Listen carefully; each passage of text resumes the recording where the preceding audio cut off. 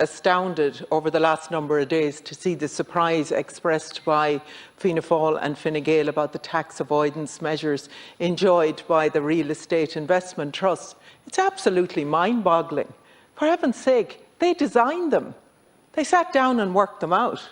Now, they either didn't know what they were doing, or they were persuaded of the merits by the vested interests that these investment vehicles were good for the nation.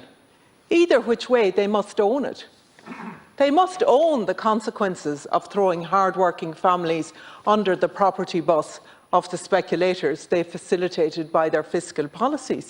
I raised this back with Michael Noonan in 2016. I think it was at a social justice conference. He shifted about in the chair and nobody took any notice. And my colleague Pierce Doherty continues to raise it. These investment firms don't pay capital gains tax, they don't pay corporation tax, and they don't pay any tax on their rent roll. My goodness me.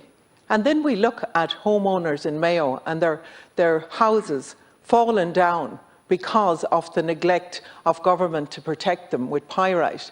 And they are told that they absolutely have to pay property tax. Now I know Reds pay property tax, but we tax everybody else to the hilt. And the consequences of housing policy, the housing policy that you must now own, means that there are only 47 properties to rent in Mayo on daft.ie today. And so many people within the county are excluded from the prospect of ever owning their own home. Others aren't eligible because a couple with 2 children are not eligible to get on the social housing waiting list, to even get on the list if they earn any more than €27,500. We cannot depend on Fianna Fáil and Fine Gael to fix housing, to provide people with what is a right. We cannot depend on them.